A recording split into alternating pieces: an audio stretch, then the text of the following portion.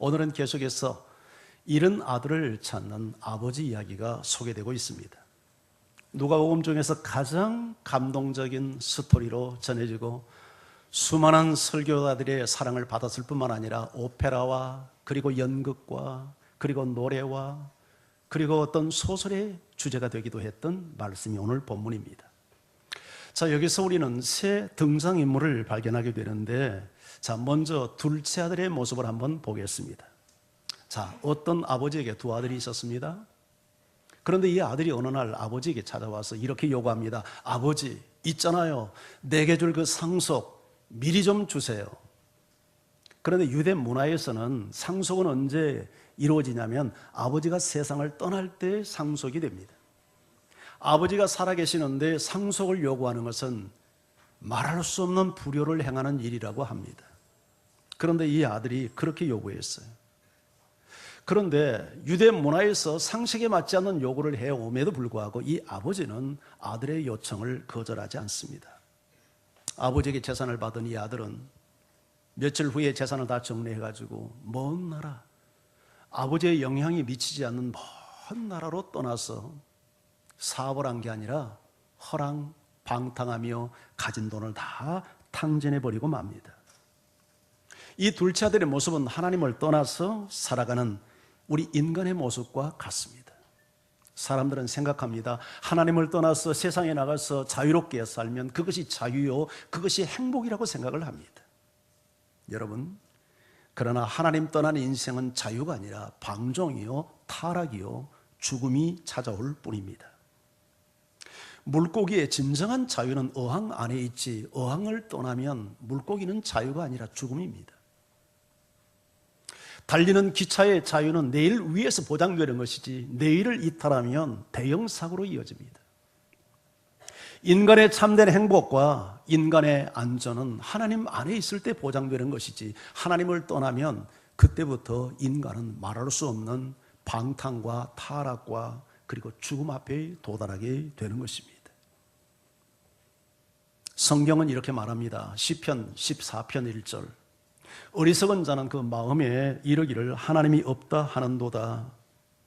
그들은 부패하고 그 행실이 가증하니 선을 행하는 자가 없도다. 어리석은 사람이 누구이며 어떻게 사는가를 말하고 있죠. 어리석은 사람은 하나님을 마음에 인정하지 않습니다. 하나님을 두지 않고 사니까 부패하고 타락한다는 말입니다. 행실이 가증합니다. 이중적이죠. 그리고 선을 행하지 못합니다. 이게 하나님 떠난 인생의 모습입니다. 자, 둘째 아들이 돈 떨어지자 위기가 겹쳐옵니다. 그 나라에 큰 흉년이 들어서 먹고 살 길마저 막막하게 됐습니다. 그래서 그는 돼지 치는 일을 해야만 했습니다. 유대 나라에서 돼지는 부정한 짐승입니다. 이런 돼지를 사육하는 것도 부정한 행위입니다. 이것은 하나님을 떠나는 인생이 가장 밑바닥으로 전락한다는 사실을 상징적으로 보여주고 있는 것입니다. 하나님을 떠나서 살면 자유롭게 사는 것 같은데, 그 안에 행복이 있을 것 같은데 그렇지 않다는 것을 보여주는 그림이에요. 너무 배가 고파서 돼지가 먹는 사료 열매인 야생 열매, 쥐염 열매로 배를 채우려 하지만 그것마저도 풍족히 먹을 수 없는 상황이었습니다. 하나님을 떠나면 인생은 비참해집니다. 아무리 세상에 많은 것을 소유해도, 아무리 높은 지위를 얻어도 공허가 채워지지 않고 인생의 만족이 주어지지 않습니다. 이 세상 누구도 소유해 본 적이 없는 지혜와 부를 가졌던 솔로몬, 그가 인생을 다 살고 나서 인생 황혼욕해 이렇게 고백하지 않습니까? 그 모든 것을 내가 다 가졌는데 하나님이 없는 순간 내 삶은 헛되고 헛되었다고. 이것이 하나님 없는 인생의 마지막 고백입니다. 그래서 솔로몬은 자신의 처절한 경험을 가지고 젊은이들에게 권면합니다. 청년들이여, 젊은이들이여, 특별히 젊었을 때 창조주 하나님을 경외하시오. 곤고함이 이르기 전, 나는 아무 낙이 없다고 말하기 전, 당신의 기력이 있을 때, 힘이 있을 때 창조주 하나님을 경외하고 기억하고 그 계명을 따라 사시오. 이것이 사람의 본분이요, 듀티, 의무요. 그리고 이렇게 살아야 될 또 하나의 중요한 이유가 있는데, 하나님은 그가 선을 행하든 악을 행하든 반드시 심판을 한다는 사실을 기억하시오. 그렇게 솔로몬이 권면합니다. 세상도 우리에게 즐거움을 주고 죄도 우리에게 쾌락을 주는 건 사실이지만, 그런데 문제가 하나 있습니다. 영원하지 않다는 것입니다. 그것이 주는 즐거움은 너무 짧다는 거예요. 그리고 그 이후에 즐겼던 그 즐거움과는 비교할 수 없는 두려움과 불안과 죄책감과 공포가 그를 짓누른다는 사실입니다. 혹 여러분 가운데 세상에 주는 즐거움을 얻기 위해서 세상 가운데서 방황하는 분이 계시면 더 큰 인생의 낭비를 경험하기 전에 속히 하나님의 품으로 돌아오는 은혜가 있기를 축복합니다.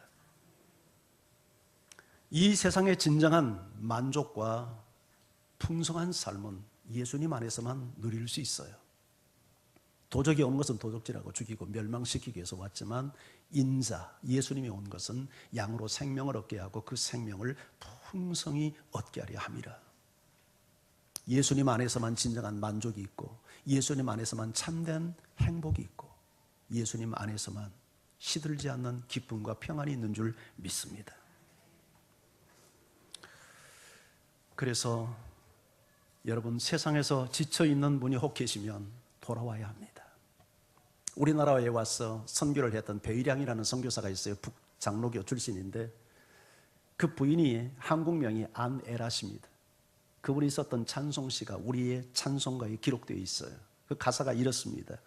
멀리 멀리 갔더니 처량하고 고나며 슬프고도 외로워 정처 없이 다니니 예수 예수 내 주여 지금 내게 오셨어. 떠나가지 마시고 길이 함께 하소서. 같이 한번 우리 불러볼까요?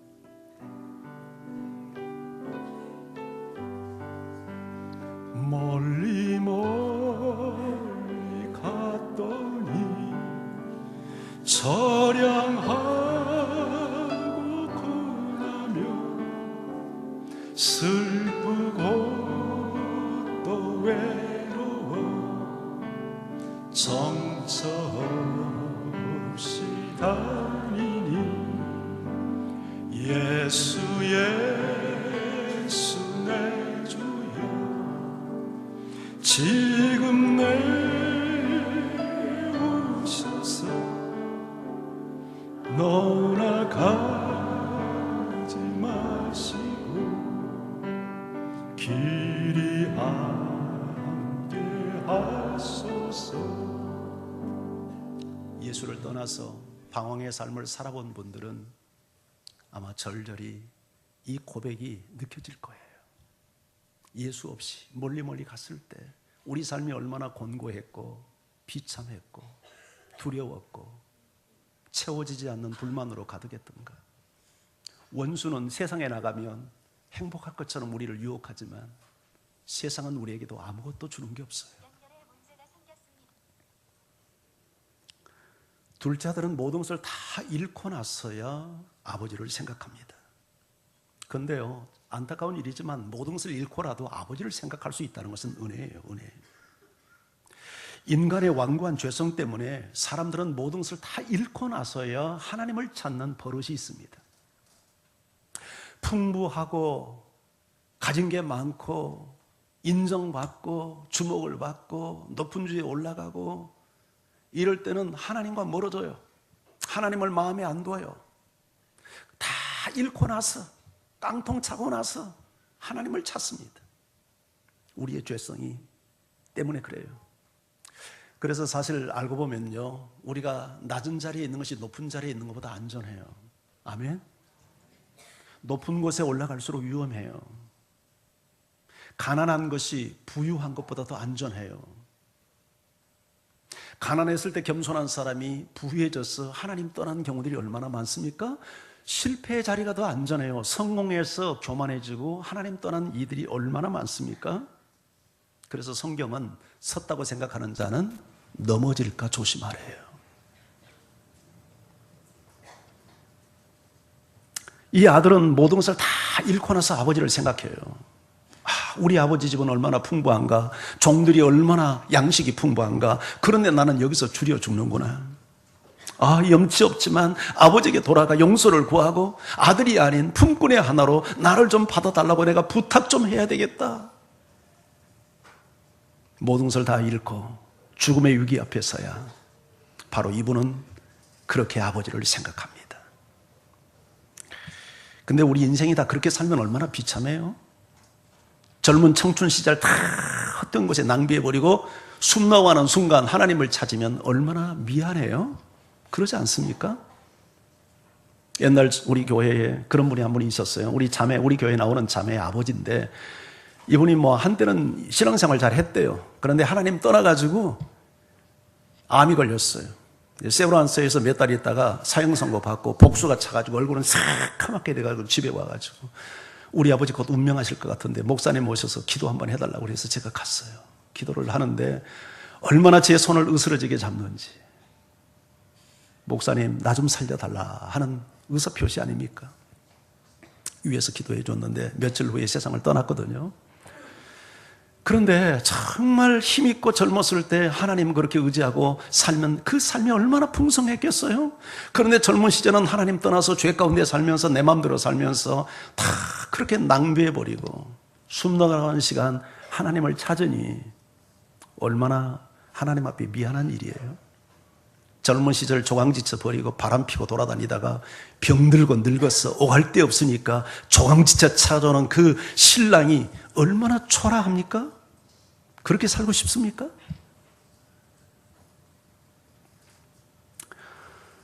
그런 일이 없어야 되지만 여러분들의 행위라도 여러분의 것을 앗아가고 실패하고 고통이 찾아오고 그렇다면 여러분 하나님이 나를 부르시는 시간이구나.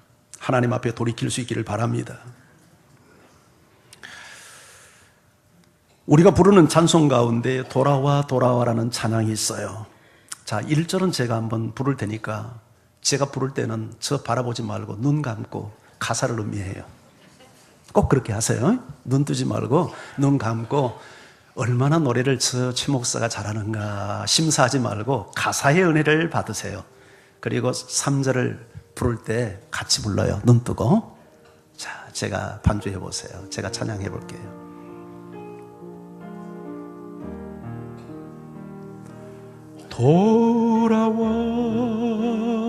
돌아와 돌아와 마음이 고나니요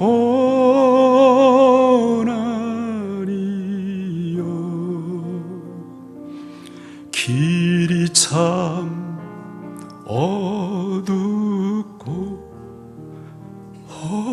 매우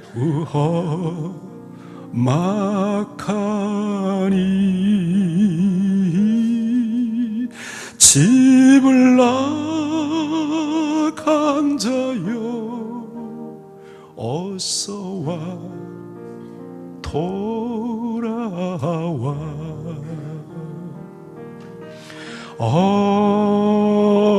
어서와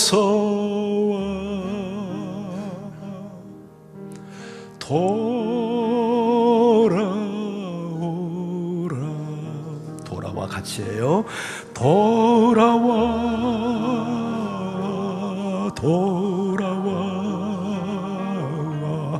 환난 있는 곳과 죄가 있는 곳과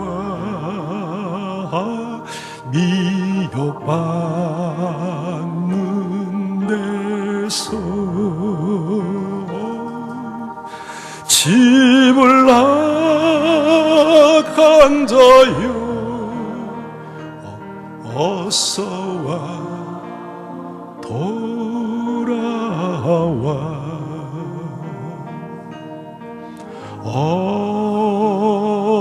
어서와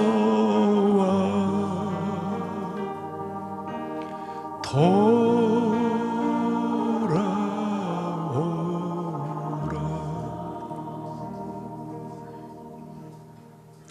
사랑하는 성도 여러분, 교회를 다니고 있지만 예수님을 뜨겁게 사랑하지 못하고 그분의 임재 앞에 살지 못하고 더 많은 세상 것을 얻지 못해서 늘 허덕이며 살고 있다면 여러분은 지금 주님 곁을 떠나 있는 것입니다. 하나님의 임재 안에 들어올 수 있기를 바랍니다. 그분의 품으로 들어올 수 있기를 바랍니다. 이 아들이 돌아왔을 때 아버지의 반응을 한번 보겠습니다. 아버지는 어떻게 이 아들을 맞았나요? 자, 우리 20절 성경 같이 읽습니다. 시작. 이에 일어나서 아버지께로 돌아가니라. 아직도 거리가 먼데 아버지가 그를 보고 측은히 여겨 달려가 목을 안고 입을 맞추니. 자, 아들이 일어나서 아버지께 돌아갔는데 그 돌아오는 발걸음이 얼마나 무거웠겠습니까? 아버지의 얼굴을 어떻게 볼까? 그 마음은 얼마나 두려웠겠습니까? 모든 것을 다 탕진하고 돌아오는 그 발걸음, 어쩔 수 없이 돌아오기는 돌아오지만 아마 걸음이 더딜 수밖에 없었을 것입니다. 그런데 아직도 거리가 먼데 아버지가 아들을 발견합니다. 거리가 먼 곳에서 아버지가 아들을 보았다는 것은 아버지는 아들을 늘 기다리고 있었다는 강력한 증거 아닐까요? 아들을 보는 순간 어떤 마음을 가졌습니까? 아버지가 꼴 좋다 이놈, 이런 마음 가졌나요? 그렇지 않았습니다. 측은히 여겼습니다. 불쌍한 마음을 가졌습니다. 이게 아버지의 마음입니다. 그리고 어떻게 합니까? 아들은 한 걸음 한 걸음 무거운 발걸음을 뛰고 있는데 아버지는 달려갑니다. 어떻게 합니까? 목을 끌어안습니다. 영어 성경은 암스, 복수라는 단어를 써서 두 팔로 아들의 목을 강하게 끌어안는 장면으로 표현했습니다. 그리고 입을 맞춥니다. 여러분, 상상이나 할 수 있는 일이었겠습니까? 아들 입장에서 볼 때 아버지가 아마 야단을 치고 내쫓지 않는 것만 해도 다행이라고 생각을 했을 텐데 그 아버지가 아들을 보면서 달려나와서 측은히 여기고 눈물이 글썽해서 이놈아 왜 이제 왔어? 입을 맞추는 아버지의 모습. 이런 아버지 품에서 이 아들은 얼마나 흐느껴 울었을까요? 아버지 죄송해요. 아버지 미안해요. 이 아버지가 바로 사랑과 긍휼이 풍성하신 우리 하나님 아버지 아닙니까? 어떤 죄인이 회개하고 돌아와도 탓하지 않고 용납하시고 받아주시는 선하신 아버지. 그래서 나는 너무 죄가 많아서 하나님 앞에 갈 수 없어요. 핑계할 수 있는 사람이 아무도 없어요. 죄가 하찮다는 말이 아니에요. 하나님의 사랑이 너무 크고 광대해서 어떤 죄도 다 용납할 수 있어요. 아멘. 사람들은 오늘 이 비유를 흔히 탕자의 비유라고 얘기합니다. No, 그렇지 않아요. 초점을 탕자에 맞추는 것은 잘못된 이해라고 생각해요. 이것은 돌아온 탕자를 맞이하는 아버지 이야기예요. 탕자에게 초점이 있지 않아요. 아버지에게 초점이 있어요.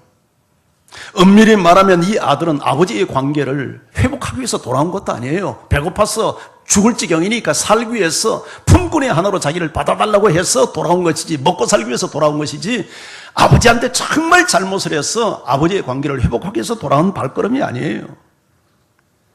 그런데 이런 아들이지만 아버지는 과거를 묻지 않아요. 동기를 묻지 않아요. 그런 아들을 끌어안아요. 그런 아들을 회복시켜요. 이 아버지가 하늘에 계신 우리 아버지 하나님이에요. 할렐루야. 이 하나님 앞에 돌아오지 못할 사람 아무도 없어요. 저는 집 나간 둘째 아들이 교회 밖에 있는 사람만이라고 생각하지 않습니다. 예수를 믿는다고 하고 교회를 다닌다고 하고 종교 생활을 한다는 사람 중에서도 둘째 아들이 적지 않다고 생각을 해요. 하나님의 임재 안에 거하지 못하고 하나님의 사랑으로 만족하지 못하고 예수 그리스도가 내게 주신 그 풍성함을 누리지 못하고 지금도 세상이 주님보다 더 많은 사랑과 나의 행복을 보장할 수 있는 것처럼 세상을 기웃거리고 있는 사람이라면 이 사람은 집 나간 탕자예요. 아무리 교회 생활을 해도. 그러니까 죄와 짝을 이루고 죄를 찾고 죄를 즐기고 하나님에게서 만족을 얻지 못하니까 세상 것으로 만족을 얻으려고.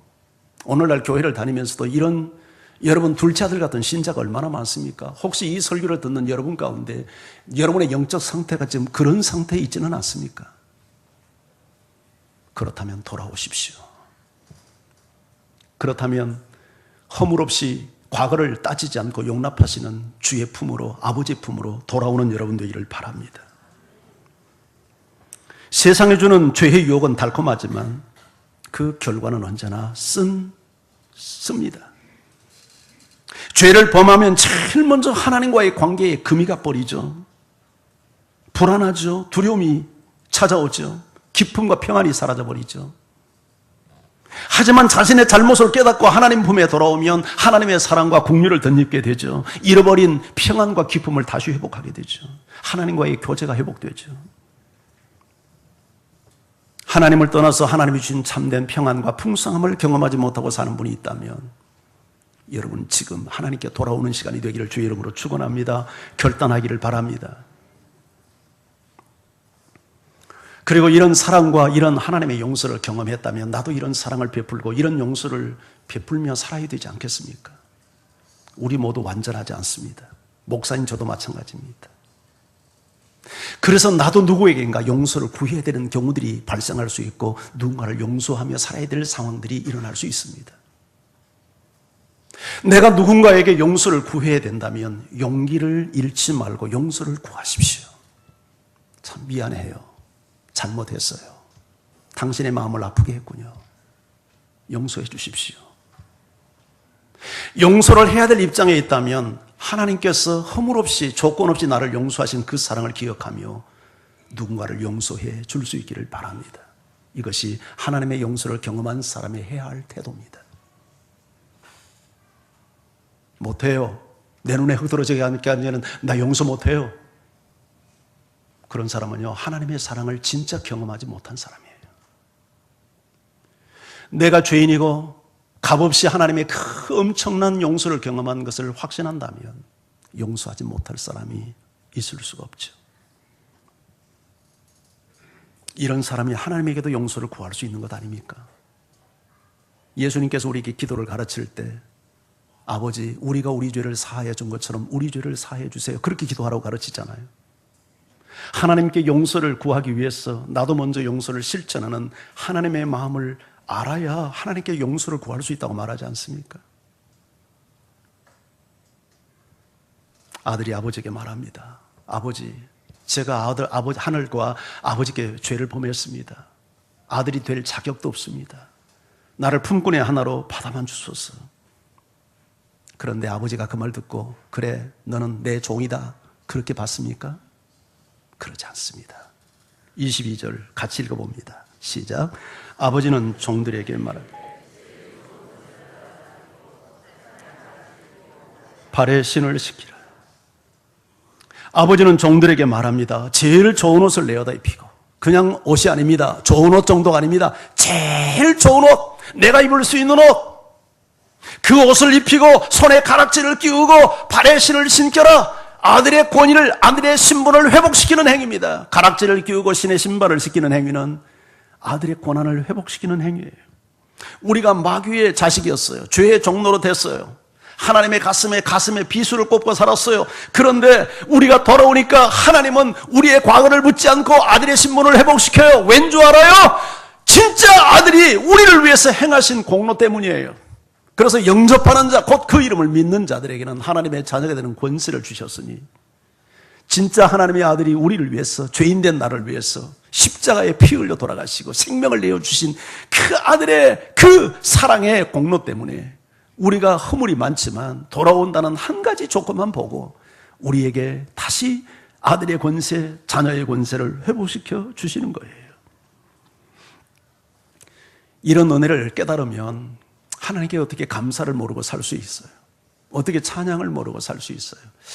최근에 하나님께서 제 마음속에, 얼마 전에 왔다 간 우리 최덕신 형제가 불렀던 찬양을 하나님께서 제 마음속에 계속 노래하게 합니다.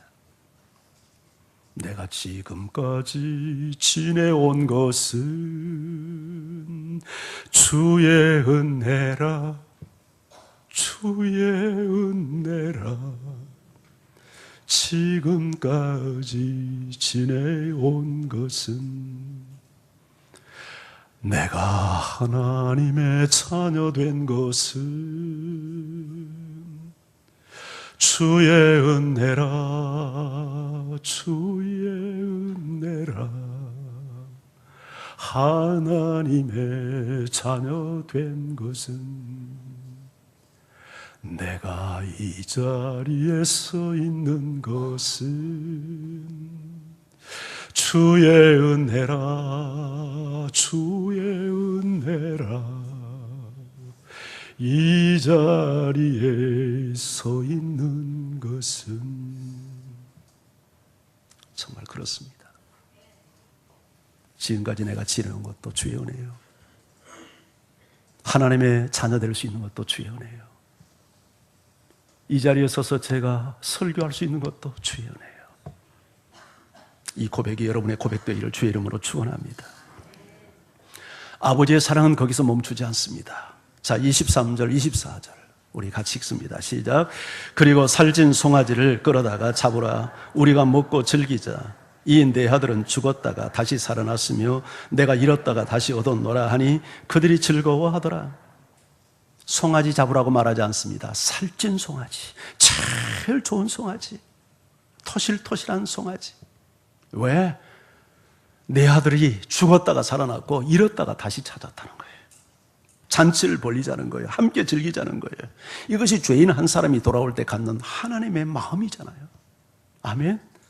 죄인 한 사람이 돌아왔을 때 천국에서 잔치가 벌어지고 최고의 기쁨을 아버지가 누리고 아버지 혼자 누리지 않고 온 천군 전사를 불러서 함께 기뻐하고 잔치를 벌인단 말이죠. 여러분, 이게 하나님이 갖는 마음이에요. 우리가 돌아왔을 때 하나님이 이렇게 기뻐했고 우리를 통해서 또 다른 사람이 돌아올 때 이런 기쁨을 누릴 거예요. 할렐루야. 그런데 여기 마지막 등장인물이 나타나요. 맏아들이에요. 자, 이 맏아들 한번 볼까요? 자, 맏아들은 열심히 밖에 나가서 밭에서 일을 했어요. 그리고 일을 마치고 저녁에 돌아오는데 집에서 풍악 소리가 나고 춤추는 소리가 막 들리는 거예요. 놀래서 물어봤어요. 종에게. 아니, 무슨 소리야? 그래서 종이 가서 알아봤더니 와서 보고하기를 당신의 종이 돌아와서 그 아버지가 아들이 건강하게 돌아온 것을 인해서 기뻐서 저렇게 송아지를 잡고 잔치를 벌린다고 그렇게 이야기를 해줬어요. 그때 아들의 반응이 뭐였습니까? 화를 바락 냅니다. 누구에게 난 화죠? 아버지에게 난 화예요. 아, 나 기분 나빠서 집에 못 들어가겠어. 그리고 주막에 앉아서 막걸리를 퍽퍽 마시고 앉아 있습니다. 그 소식을 듣고 아버지가 나옵니다. 가서 고개를 푹 들고 한숨을 쉬면서 이제 아버지에 대한 불만을 토로하면서 막걸리를 마시고 있는 아들에게 가서 아들의 손을 잡고 아버지가 아들의 손을 탁 팽개치면서 아버지에게 따집니다. 아버지, 나는 아버지의 명을 지금까지 한 번도 어긴 일이 없고 이렇게 성실하게 일을 하는데 지금 나에게 염소 새끼라도 한 마리 주어서 내 친구들하고 먹도록 배려한 적 있나요? 아니, 그런데 아버지 재산을 다 청기들과 함께 탕진하고 돌아온 당신의 아들이 돌아오니까 그렇게 좋아서 송아지를 잡고 잔치를 하나이까? 하고 아버지에게 항의를 합니다. 분노를 폭발합니다. 여러분, 이 아들이 도대체 지금 어떤 아들입니까? 이 아들은 세리와 죄인들을 영접하고 음식을 같이 먹고 그들을 환영하고 그들에게 복음을 전해서 잃어버린 영혼을 찾는 예수님을 비판한 서기관과 바리새인들을 두고 한 얘기죠. 이들은 그 당시 유대 종교의 지도자들입니다. 유대 그 교 자체가 하나님의 마음을 몰랐어요. 하나님의 마음을 몰라요. 그러니까 예수님을 비판한 거예요. 그런데 이 이야기가 어쩌면 오늘날 기독교의 모습 아닐까요? 우리의 모습 아닐까요? 우리가 구원받은 감격을 다 잃어버리고 어느새 기득권 세력이 돼가지고 우리끼리 모여서 정말 짝짝꿍하고 구원받은 어떤 그런 어떤 은혜를 누리고 특권의식을 갖고 그리고 아직도 잃어버린 자에 대해서 어떤 관심도 갖지 않고 그런 것을 못마땅히 하는 오늘 현대교회, 그게 바리새인이요? 그게 서기관들 아니에요? 오늘 이 메시지를 하게 된 동기가 어디에 있습니까? 누가복음 15장에서 이런 목자를 찾는, 이런 양을 찾는 목자 이야기, 이런 동전을 찾는 여인의 이야기, 아들을 잃어버리고 돌아올 때 아버지가 갖는 기쁨을 이야기하는 이유가 어디 있어요? 예수님 세리와 죄인들을 가까이 하는, 예수님을 비판하는 바리새인과 서기관들을 향하여서 주는 메시지 아니에요? 그렇다면 오늘 이 누가복음 15장의 이야기의 핵심은 오늘날 예수를 믿는다고 하지만 아버지의 마음을 모른 채 전혀 잃어버린 영혼에 대해서 관심을 갖지 않고 살아가는 현대 교회를 향해서 주시는 메시지 아닙니까?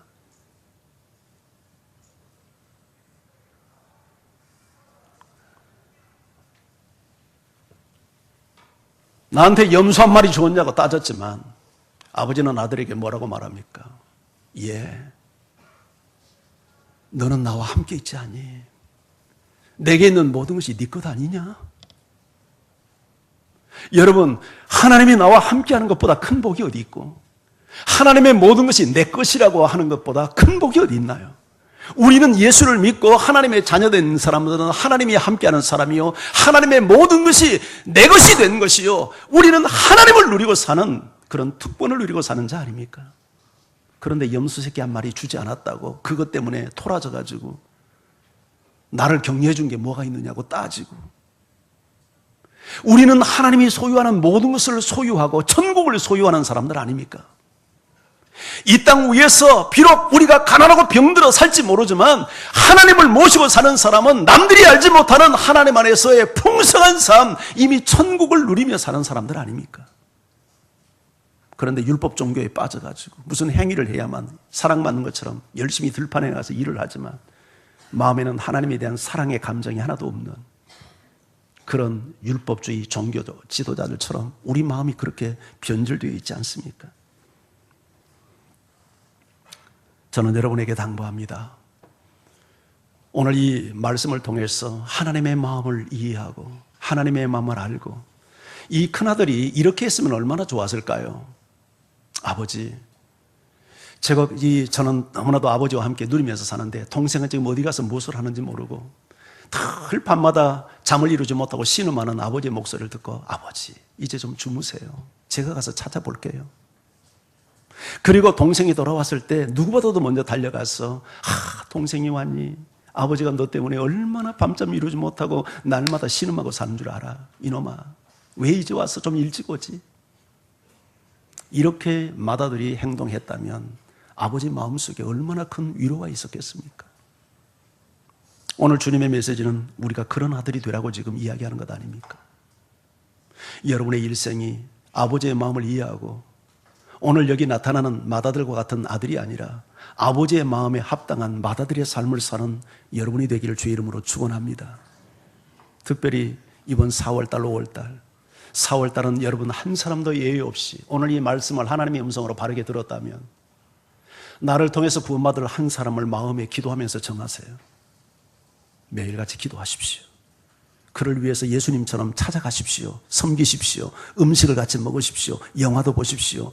그를 위해서 정말 안타까운 마음을 가지고 그를 섬기고 필요를 채우다가 5월달 꼭 그분들을 교회로 인도해서 한 번만 데려오지 말고 그분이 예수님 만날 때까지 데려와서 5월달이 안 되면 6월달, 7월달까지라도 하여튼 데려와서 예수님 만날 때까지 포기하지 말고 예수님께 인도하는 꼭 여러분 되시기를 주의 이름으로 축원합니다. 우리 찬양합니다.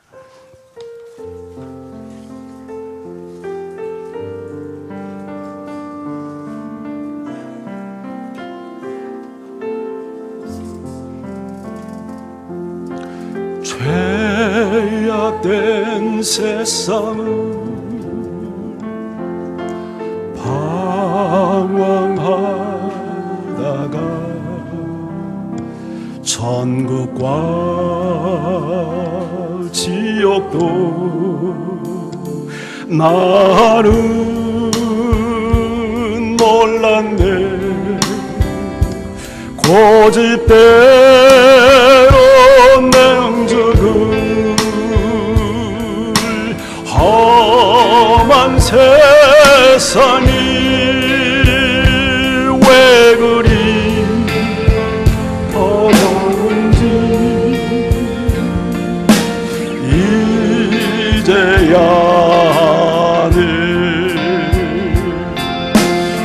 불 속에라도 들어가서 불 속에라도 들어가서 세상을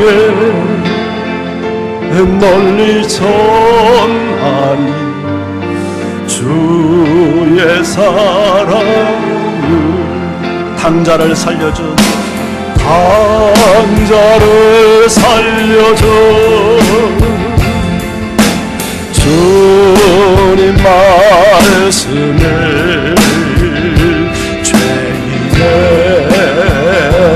두다리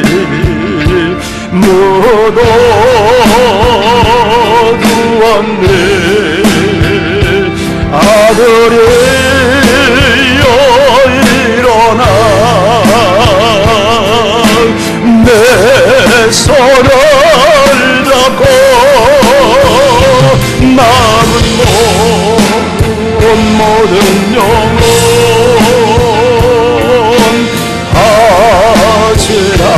하지라니.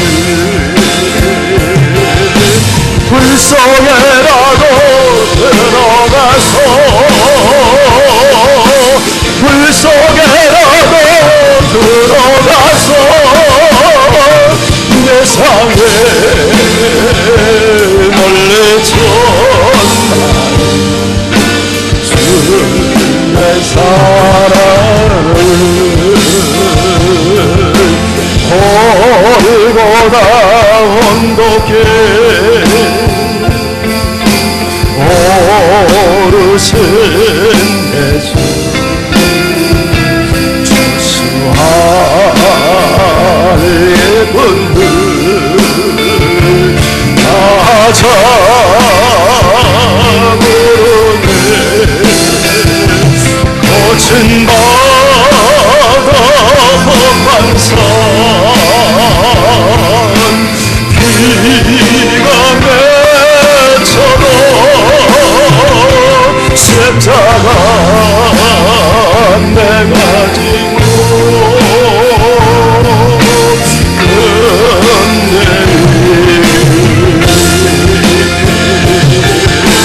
불 속에라도 들어가서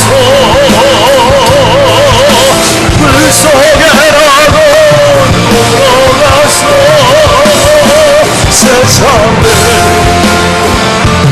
널리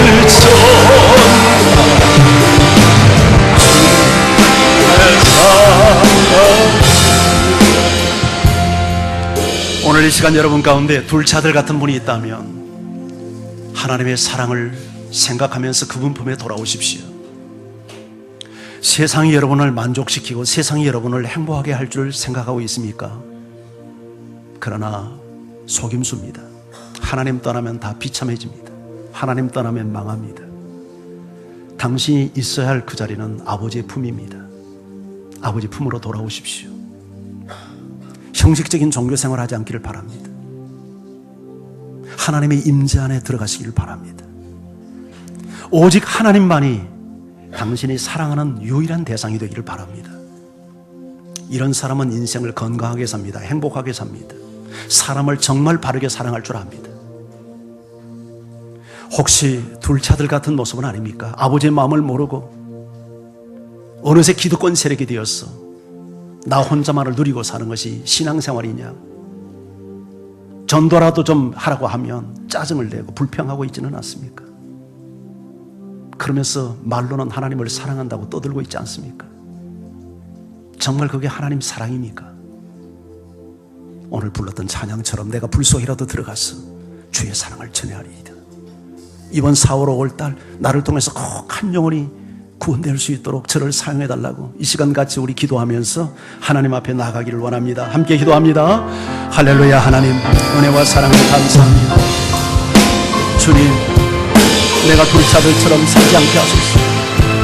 하나님의 품을 떠나 세상에 들어가면 세상이 나에게 대단한 만족과 행복을 줄 것처럼 속삭이고 있지만 그것이 속임수임을 알게 하소서.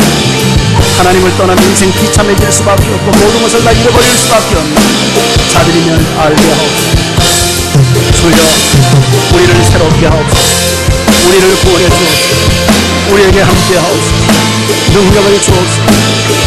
오 주님, 우리 성도들 가운데 불자들처럼 방황하는 삶을 살고 있다면 돌아오게 하옵소서. 더 큰 낭패와 더 큰 실패를 경험하기 전에 돌아오게 하옵소서. 임재 안에 돌아오게 하옵소서. 하나님에 대한 사랑의 자리로 돌아오게 하옵소서. 그리고 둘째아들처럼 하나님의 마음을 모르고 아버지를 향하여 분노하는 이 둘째아들 되지 않게 하시고 아버지의 마음을 아는 큰아들다운 큰아들 될 수 있도록 도와주옵소서. 아버지의 마음을 알고 잃어버린 영혼을 찾는 데 앞장서는 아버지, 이번 4월 5일 아버지께 효도하는 기회가 될 수 있게 하옵소서. 주님의 마음을 시원케 하는 자들이 되게 하옵소서. 주여 역사해 주옵소서. 우리 하나님을 찬양합니다. 오 하나님 다시 역사해 주옵소서. 아버지 되도록시켜 찬양합니다. 영광 받아주옵소서. 아버지 감사합니다.